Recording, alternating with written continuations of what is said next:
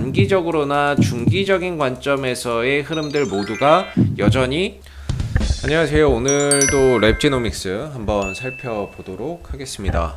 오늘 주가 동향 주요 이슈들 한번 이야기 나눠보겠고요. 좋아요와 구독도 한번 부탁드리도록 하겠습니다. 참고 영상으로 한번 바라봐 주시면 감사하겠고요. 오늘 2.4%, 2.5%의 하락 흐름들 보여주고 있는 상황이에요.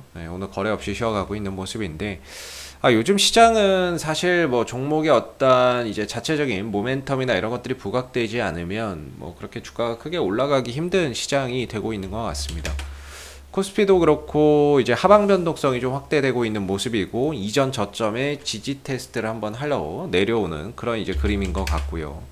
코스닥 같은 경우에도 최근에 이 잘 가던 흐름들이 좀 꺾이는 모습이기 때문에 단기적으로 좀 하방 변동성이 일어나고 있는 상황이라서 사실 지수 자체가 이렇게 밀리고 하방 변동성이 확대되는 상황에서 주가가 올라가려면 종목 자체의 모멘텀이 부각되는 수밖에 없어요. 그게 아니라고 한다면 시장 하락과 함께 같이 주가가 조정을 받을 수밖에 없다, 이렇게 보시면 될 것 같고요.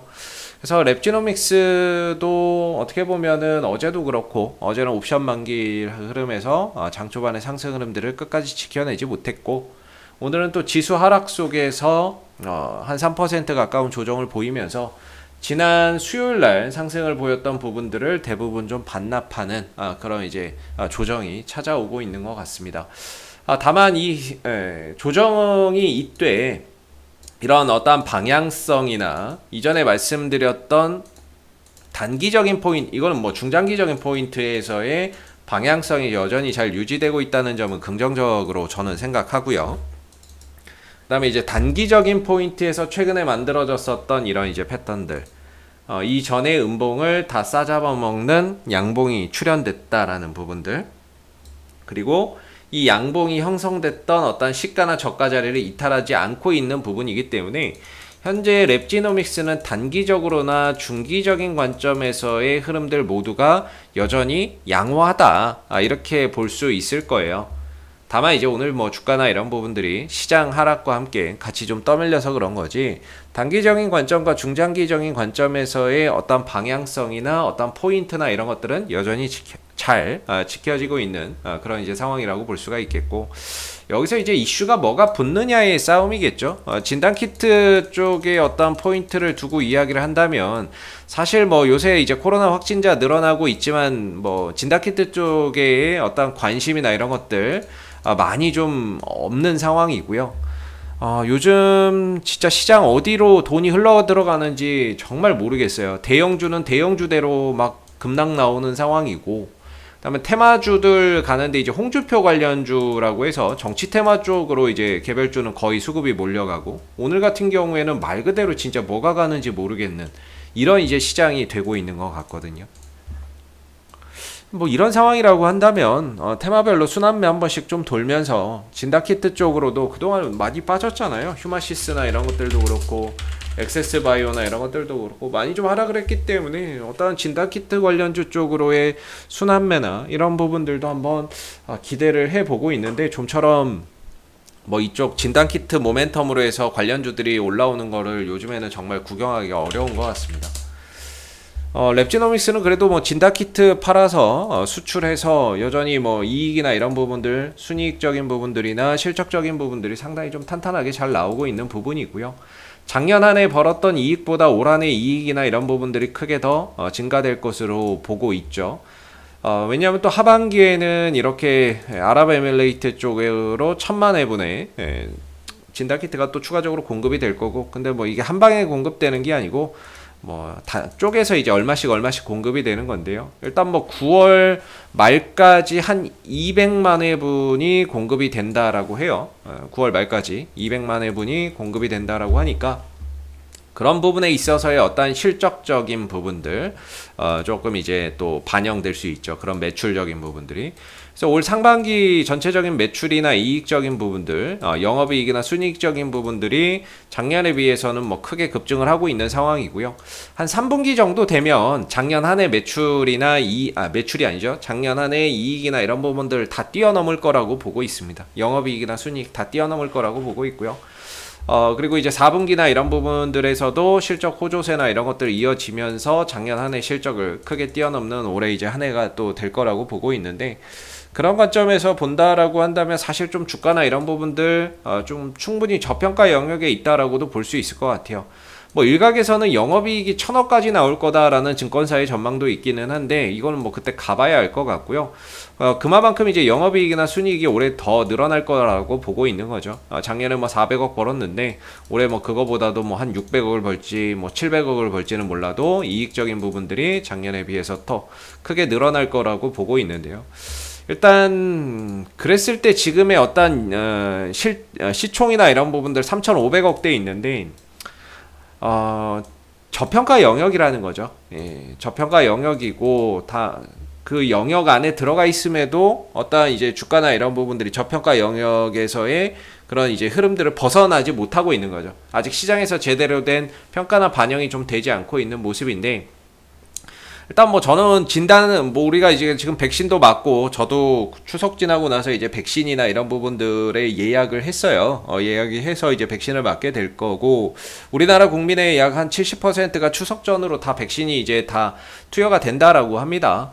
그렇다고 해서 저는 진단 키트에 대한 수요가 줄어든다 이렇게 보지는 않습니다. 우리나라만 코로나가 있는 게 아니라 전 세계적인 상황이거든요. 특히나 랩지노믹스가 만들어내는 진단키트는 인도나 아랍에미레이트 같은 중동 국가들, 인도나 이런 것들, 인도는 중동 국가라고 할 수는 없지만 이제 아랍에미레이트나 이런 쪽의 중동 국가들, 아시아권 뭐 이런 데들 또 수출이 잘 이루어지고 있고, 또 이제 미국으로도 미국이나 이런 쪽으로도 수출이 또 되고 있는 부분이기 때문에 우리나라에서는 뭐 코로나 확진자가 제한적일 수는 있어도 사실 뭐 미국이나 이런 데서는 코로나 엄청나게 나오거든요. 특히나 뭐 인도도 엄청나죠. 인도하고 아랍에미레이트 쪽 이쪽도 엄청납니다. 예, 뭐 확진자들 엄청나게 늘어나고 있죠. 아랍에미레이트도 마찬가지고요. 그러니까 진단은 계속 되어야 되고 진단 키트는 계속 필요하다. 맞나요? 아랍에미레이트 이가 두 번 들어갔네요. 아무튼 뭐 이런데 계속 많이 늘어나고 있는 상황이에요. 이거 많이 늘어나고 있는 상황이라서 진단키트의 어떤 수출이나 이런 부분들은 계속해서 좀 이루어질 수 있는 부분이고, 그런 부분에 있어서의 어떤 실적적인 성장도 가시적으로 더 이어질 수 있다라고 보는데, 자금이 안 와요. 어떤 수급이나 이런 부분들, 그런 부분들, 어떤 시장에서의 어떤 관심이나 이런 부분들이 뭐 그렇게 크게 부각이 좀 되지 못하고 있는 게 좀 아쉬운 것 같고요.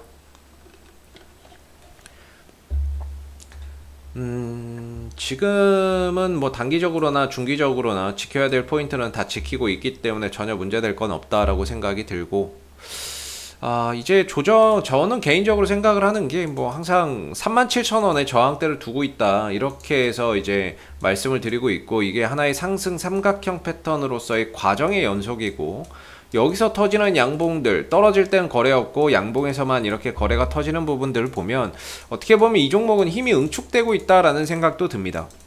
힘을 모아가고 있다라는 거죠.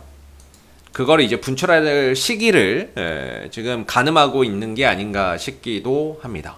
그래서 저는 개인적으로 37,000원대의 저항대 아래로는 지금 29,800원대나 뭐 이런 자리가 되겠죠. 29,800원 정도나 이런 자리가 단기적인 지지라인이라고 보거든요. 이런 자리 29,800원대나 한 29,000원대 중후반 정도가 거의 지금 중장기 단기적인 지지 라인이에요. 그래서 저는 개인적으로 이 가격에 가까워 오면 올수록 반등의 가능성이 더 높다 이렇게 생각을 하고 있고요.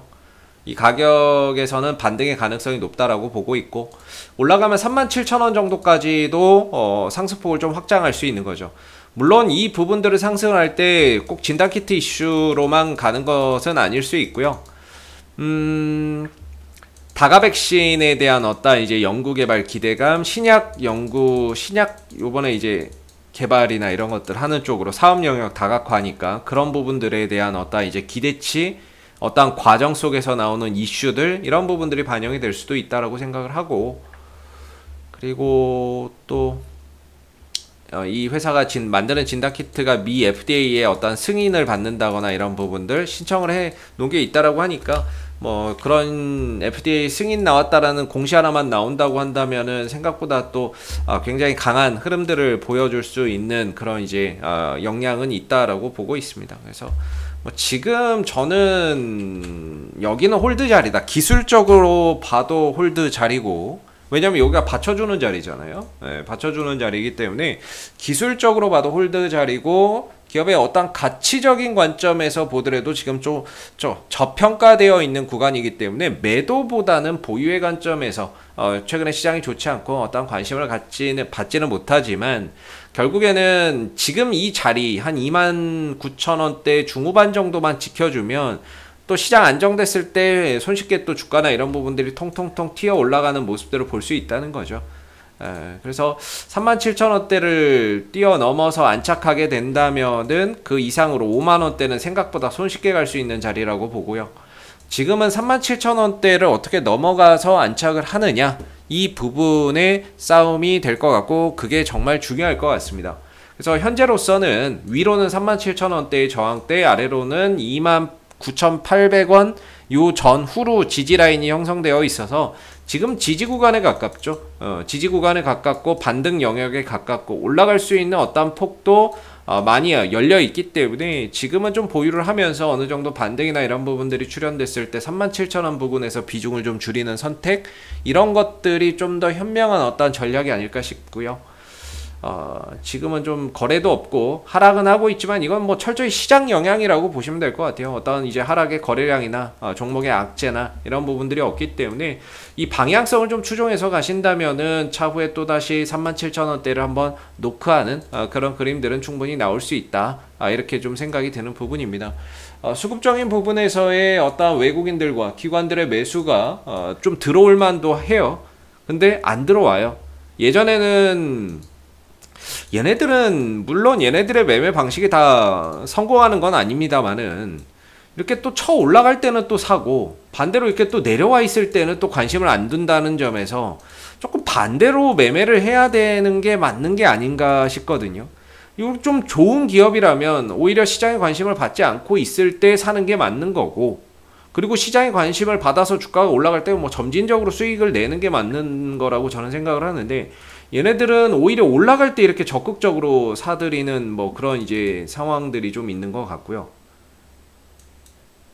아니네요. 얘네들 7월 27일이면 이 꼭대기 요때 샀잖아요. 이때 이 시점에 7월 27일 막 이럴 때 올라갈 때 막 사들이고, 반대로 떨어져서 내려와 있을 때는 또 나몰라라 하고 오히려 좀 거꾸로 매매를 하고 있는 형태라서, 뭐 얘네들 외인들과 기관들이 들어온다면 당연히 뭐 좋은 이야기겠지만, 오히려 사야 될 때는 관심을 안 두고 있고 팔아야 될 때는 오히려 관심을 두는 그런 이제 행태 속에서 너무 얘네들의 매매의 신뢰성 이런 것들을 크게 둘 필요는 없을 것 같습니다. 그래서 오늘은 연기금도 또는 투신도 외국인들도 관심을 두지 않고 있는 모습인데,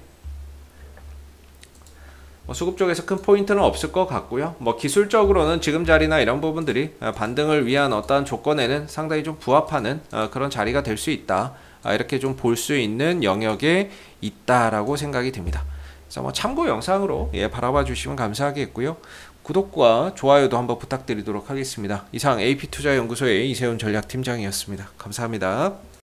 그리고 네이버에서 AP투자연구소를 검색하시게 되면 웹사이트 상단에 AP투자연구소 홈페이지 링크가 나옵니다. 클릭하시게 되면 AP투자연구소 홈페이지로 접속하실 수가 있는데요. 가운데 무료 추천 종목 카테고리에 2021년 무료 추천 종목을 클릭하시게 되면 소장님께서 매일매일 국내외 시황에 대한 실시간 브리핑과 함께 댓글로 무료 추천 종목을 제공해 드리고 있습니다. 하나 눌러서 들어가 보게 되면요, 댓글 리딩은 아침 7시 47분부터 시작이 되었고요.